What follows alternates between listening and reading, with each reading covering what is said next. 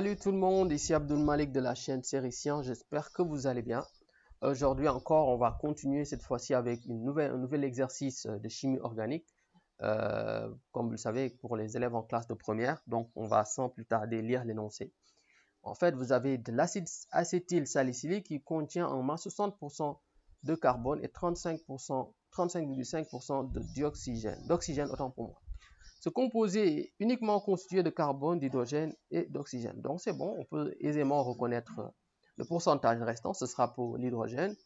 Et évidemment, en faisant le calcul, on trouve 4,5%. Mais on viendra. Donc là, on a une fiole jaugée de 100 ml dans laquelle on va ajouter un comprimé et un comprimé d'aspirine. Donc l'aspirine, qui je vous le rappelle, c'est l'acide acétylsalicylique. Et on complète à 100 ml. La solution obtenue est dosée par une solution de soude de concentration C est égale à 0,1 mol par litre et il nous faudra 27,8 ml de soude pour que le dosage soit terminé. Ok, on rappelle que l'aspirine est un acide qui sera dosé par une base. Ça, c'est pas nouveau. Vous savez comment on s'y prend, donc depuis la classe de 3e.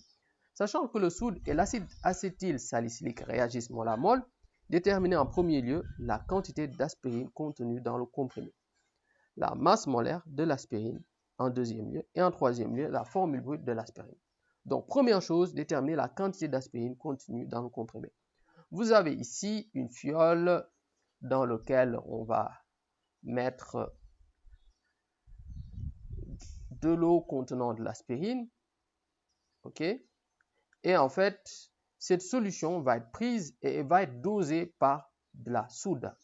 Ok? Et donc, quand elle va être dosée par la soude, il arrivera un moment où, une fois qu'on a fini le dosage, on va en fait déterminer ici une équivalence. Et donc, l'équivalence fait que la concentration d'acide fois le volume d'acide est égal à la concentration de la base fois le volume de la base. Concentration d'acide fois volume acide qui n'est autre que le nombre de matière de l'acide, à savoir le nombre de matière ici d'aspirine, est égal à nombre de matière de la base, qui n'est autre que concentration fois volume de la base. Donc ici, on a la concentration de la base, qui je vous le rappelle est 0,1 mol par litre. On a également ici le volume de la base qui est de 27,8 millilitres. À savoir également qu'il faudra toujours convertir les volumes en litres. On est tous d'accord. Donc ici, on aura finalement Na, nombre de matière d'aspirine, est égal à concentration de base fois volume de base. Parce que nous, ce qui nous intéresse, c'est la quantité de matière. Donc, quantité de matière sera, en faisant application numérique, on aura Na, nombre de matière d'aspirine, quantité d'aspirine plutôt si vous voulez, est égal concentration à savoir 0,1 fois le volume 27,8 et comme c'est en millilitres, convertir en litres, on fait 10 puissance moins 3. Voilà. Et donc, ici, on a Na est égal à 27,8, 10 puissance moins 1 fois 10 puissance moins 3, 10 puissance moins 4. Je vous explique, 0,1 c'est 10 puissance moins 1. Donc 10 puissance moins 1 fois 10 puissance moins 3, 10 puissance moins 4 mol. Ok, autrement dit, si vous n'êtes pas à l'aise avec ça, vous pouvez écrire 0,00 ici, voilà, 278 mol. Mais quand même, je vous invite à être à l'aise avec ça parce que c'est important de savoir utiliser l'écriture scientifique. Bon, une fois qu'on a ici déterminé la quantité de matière, ça c'est premièrement. La deuxième chose revient à déterminer la masse molaire de l'aspirine.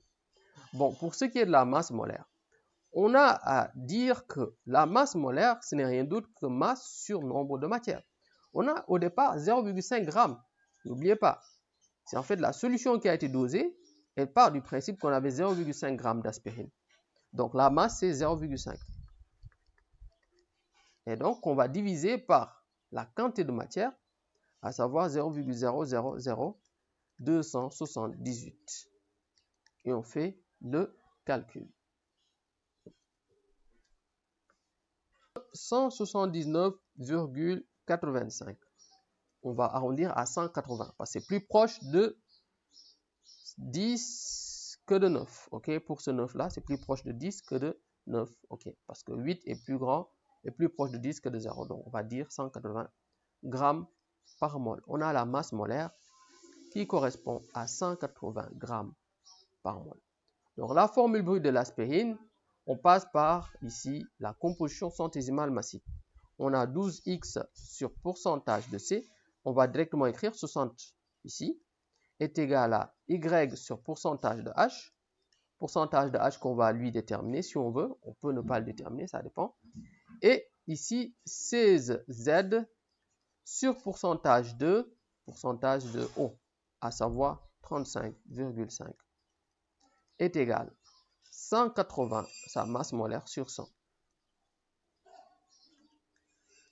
Ok, maintenant on va déterminer pourcentage de H. Pourcentage de H, ce n'est rien d'autre que 100 moins entre parenthèses 60 plus 35,5, à savoir les pourcentages ici massiques du carbone et de l'oxygène. Eux, on les connaît déjà et on trouve ici 4,5%. Bon, on peut rapidement procéder au calcul. Donc X, parce que c'est X, Y et Z qui nous intéressent pour pouvoir déterminer la formule brute. Ok, on a ici 12X sur 60 est égal à 180 sur 100. Donc, on aura ici X est égal 12 fois 100 d'une part et 180 fois 60 d'autre part. 180 fois 60 qui va aller au numérateur, 180 fois 60. On fait ceci, on prolonge au numérateur. Et 12 fois 100, 1200 au dénominateur. En faisant le calcul, on aura 180 fois 100, ce qui fait 10 800 divisé par 1200. Et on trouve X est égal à 9. Ok, on continue. Maintenant, on a Y sur pourcentage d'H, à savoir 4,5, est égal à 180 sur 100.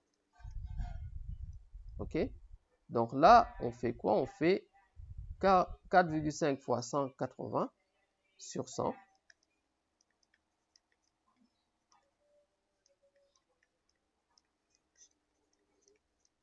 Et on trouve ici 810 sur 100, donc 8,1.